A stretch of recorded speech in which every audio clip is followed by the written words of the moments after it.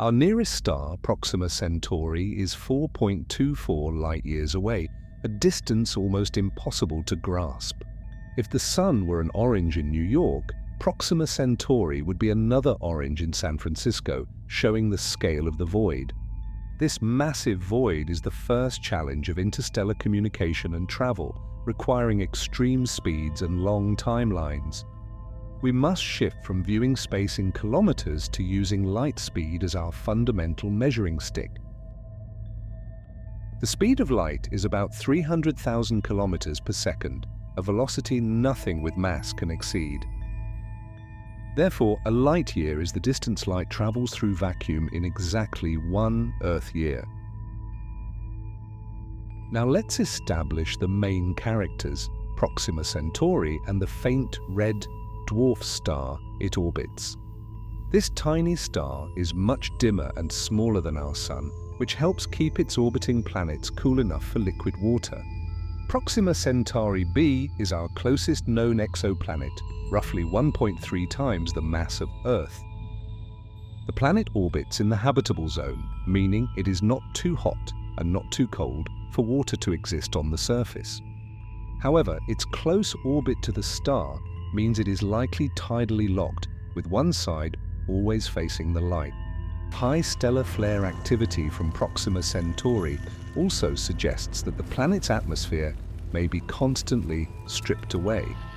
Next, another system of interest is TRAPPIST-1, an ultra-cool dwarf star 39 light-years from us. This system hosts 7 Earth-sized worlds, all of which could potentially contain liquid water. The planets are tightly packed. If you stood on one, the next 2 worlds would appear larger than our moon in the night sky. On the diagram, we see the orbits of all 7 worlds fit within the orbit of Mercury in our own solar system. However, TRAPPIST-1's distance means its light signal takes 39 years just to reach Earth. Any message we send back would take another 39 years, resulting in a minimum round trip of 78 years. This delay is one of the core difficulties in communicating with any possible civilization in another star system. It suggests that interstellar communication will be a slow conversation spanning multiple human lifetimes. Now let's consider the actual speed needed for a physical probe to reach Proxima Centauri in a human lifespan. The Voyager 1 probe, our fastest spacecraft, is moving at about 17 kilometers per second. At this speed, it would take Voyager 1 roughly 73,000 years to cross the 4.24 light-years. The challenge is not just the distance, but the immense energy needed to accelerate a probe to a useful speed. Standard chemical rockets use the energy stored in fuel, which limits the final velocity due to the tyranny of the rocket equation. The rocket equation shows that the final velocity depends on the exhaust velocity and the ratio of initial to final mass. To reach Proxima in 40 years, a probe would need to travel at 10% of the speed of light, or 30,000 kilometers per second. To achieve this delta V, a single gram payload would require a fuel tank the size of the entire solar system using current technology. From above, observe the path of a traditional rocket, showing its slow, continuous burn limited by propellant mass. Chemical propulsion is perfectly fine for our solar system, but it is fundamentally unsuited for interstellar travel. Therefore, we must turn to non-rocket propulsion methods that do not carry all of their fuel with them. One such advanced concept is the solar sail, which converts the subtle pressure of photons into a continuous push. Photons hitting the sail transfer momentum, providing a tiny but constant acceleration over vast distances. The sail must be extremely large and thin, perhaps 100 meters wide, and only a few hundred atoms thick. In cross-section, the solar sail shows its large reflective surface, which redirects incoming photons to maximize momentum transfer. A solar sail is limited by the sun's light, which weakens with the square of the distance, limiting the effective acceleration time. Once far from the Sun, the solar sail coasting velocity is only a tiny fraction of the speed of light. This would still take thousands of years to reach Proxima Centauri, a definite improvement, but still too long. So, a revolutionary new approach is needed, one that uses the strongest light source we can engineer. Now consider Breakthrough Starshot, a proposed mission to send gram-scale spacecraft to Alpha Centauri. The concept involves a kilometer-sized array of powerful ground-based lasers here on Earth. These lasers focus their combined energy onto a tiny, lightweight sail called a StarChip, or nanocraft. The StarChip itself is a wafer-scale spacecraft containing miniature cameras, sensors, and communication equipment. In cross-section, the nanocraft is dominated by its electronics and an integrated communication laser for sending data back home. The focused light from the ground array accelerates the sail for a few minutes, pushing it to 20% of light speed. At this immense speed, the tiny probe would reach Proxima Centauri in just over 20 years. From the ground, a laser array begins the intense push, requiring the atmosphere to be perfectly clear and stable. The atmosphere poses a major challenge because it absorbs and scatters the laser light, wasting precious energy.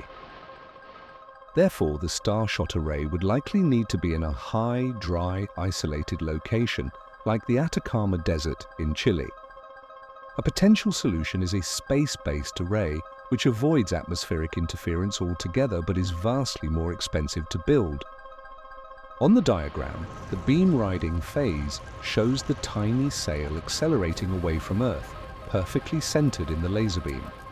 The intense power of the laser means the sail will experience an incredible acceleration of 60,000 Gs.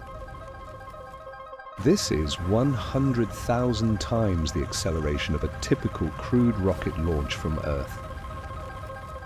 The sail and its electronics must be engineered to withstand this crushing force without tearing or breaking.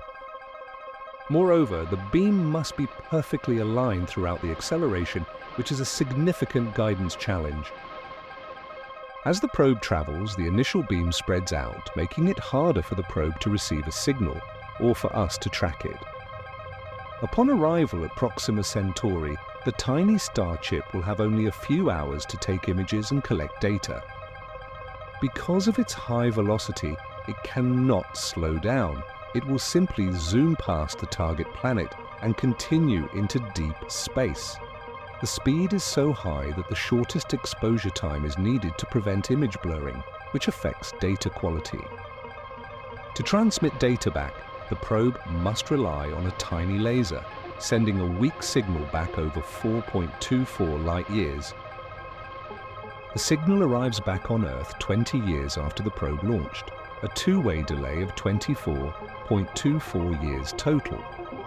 The received signal on Earth will be incredibly faint, requiring the most sensitive telescopes to detect the few photons. From above, observe the geometric challenge of the faint return signal expanding across the vastness of space. The success of Starshot depends on solving these extreme engineering challenges in materials, guidance, and communication. Now consider the communication problem, a 100-year effort to get a message back and forth.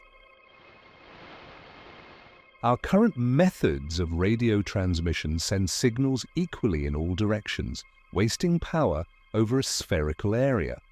In cross-section, the spherical expansion of a radio signal shows why it quickly becomes too faint to detect over interstellar distances.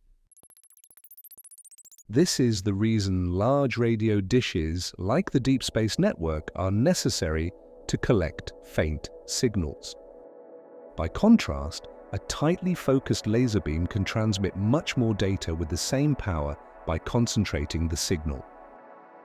On the diagram, observe how a laser beam remains a narrow cone over vast distances, preserving signal strength. This is the main reason Breakthrough Listen and other SETI projects are also looking for optical laser signals. A focused laser is easier to hide, An advanced civilization might communicate with us using a signal we cannot easily detect. From the perspective of Proxima Centauri b, Earth is just a faint blue dot orbiting a medium-sized star. They would need to use a very large telescope to even resolve our small, rocky planet from the glare of the sun.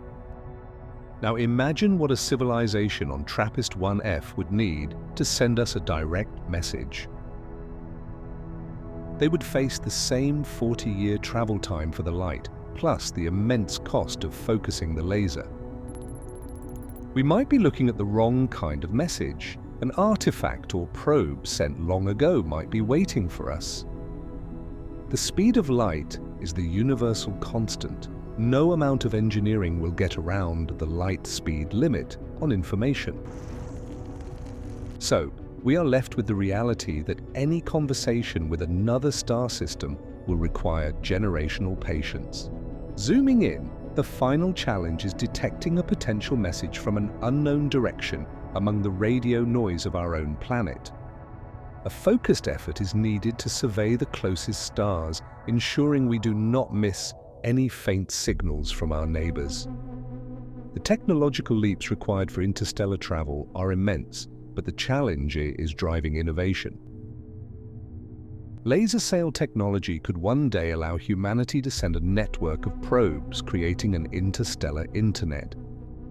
In 5 decades, the first StarChip could be on its way, returning data on a world only slightly larger than Earth. The 4.24 light-year gap represents a colossal engineering problem, but one we are finally beginning to solve. This journey is not just about travel, it is about testing the fundamental limits of physics and communication. The next steps involve testing prototype StarChips and laser components in the vacuum of space. For example, miniature solar sails have already been tested in low Earth orbit for attitude control. Now the challenge is scaling the laser power from kilowatts to the 100 gigawatts required for Starshot. This incredible power is roughly equivalent to a small city's total electrical output for a few intense minutes. The next phase will focus on creating the incredibly smooth and reflective sail material that will not tear or melt. The sail must survive the laser's heat, which can be thousands of degrees during the brief acceleration phase. The final image shows the future, a tiny craft the size of a fingernail soaring past the habitable Proxima Centauri b. This represents the ultimate goal, to send an eye into the abyss and see what our nearest neighbors are truly like. The knowledge gained will fundamentally change our understanding of the prevalence of life in the universe. Imagine the first image transmitted back, the surface of Proxima Centauri b, showing continents and oceans. The search for interstellar messages is a search for ourselves, reflecting our deep desire to connect with something else. The distance is vast, the speed is limited, but the human drive for exploration remains unlimited. So, whether through a radio wave or a tiny laser-pushed probe, the interstellar frontier is slowly being crossed. The next 30 years will be the age of interstellar prototypes, testing the limits of what is possible. Next, let's revisit the scale of the light year, 4.24 light-years to Proxima Centauri. That is about 40 trillion kilometers, or 2,700,000 times the distance from Earth to the Sun. In cross-section, the vastness is illustrated by showing the solar system as a tiny dot on the scale of the light year. The TRAPPIST-1 system is nearly 10 times further than Proxima, increasing the light travel time to 39 years.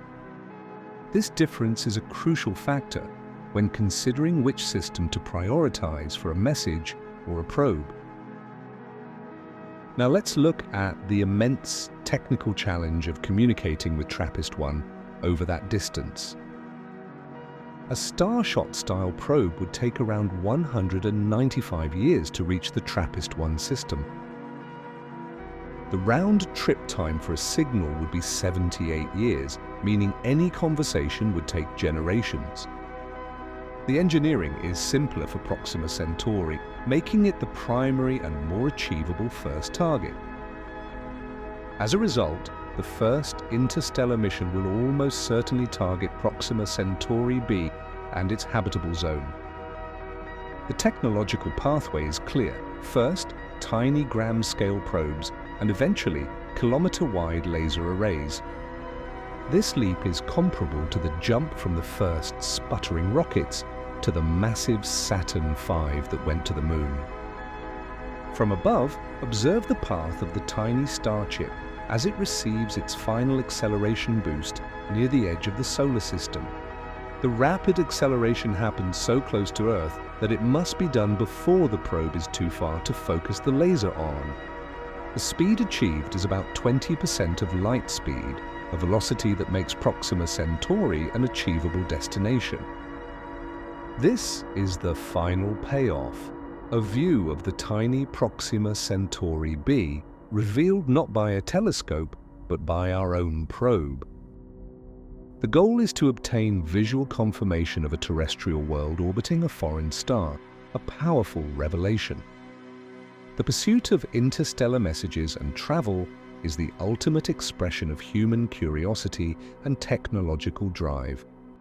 This scientific journey shows that the distance is not a limit, but simply a massive engineering problem to be solved. If you want to learn more about the engineering behind the Starshot lasers, subscribe and watch our next episode.